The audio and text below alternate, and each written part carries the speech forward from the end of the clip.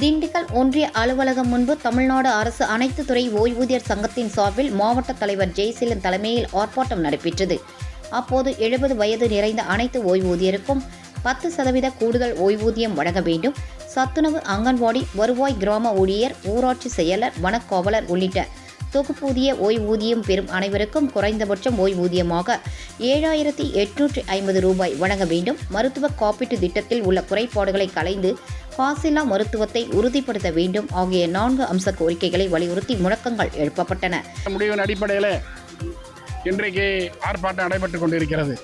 ஒரு 4 அம்ச கோரிக்கைகளை வலியுறுத்தி ஓய்வு பெற்ற 70 வயது பூர்த்தி அடைந்தவர்களுக்கு 10% ஓய்வூதியம் கூடுதலாக வழங்கப்படும் என்ற இன்றைக்கு இருக்கக்கூடிய திமுக சொல்லியதன் அடிப்படையில் அதை வழங்க வேண்டும்.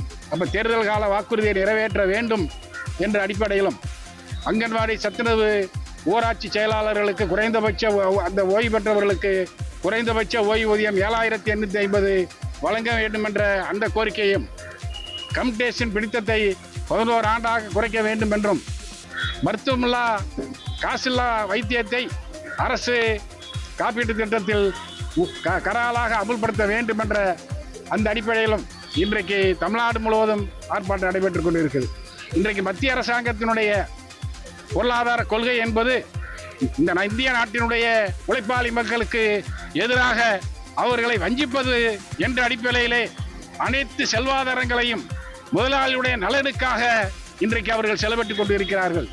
இன்றைக்கு அவர்களுக்கு வரிச்சலையாக 7,14,000 கோடி ரூபாய் இந்த 12 ஆண்டு காலத்திலே வழங்கியிருக்கிறார்கள். 10 லட்சம் கோடிக்கு மேல் வராக்கடன் என்று தள்ளுபடி செய்து கொண்டிருக்கிறார்கள். இன்றைக்கு பொதுத்துறை முழுவதும் இந்திய நாட்டு மக்களினுடைய வரிப்பணத்திலே உருவாக்கி அந்த பொதுத்துறை நிறுவனம் தான் இந்தியாவிலே வேலை வாய்ப்பை கொடுக்கக்கூடியது, இடஒதுக்கீடை வழங்கக்கூடியது.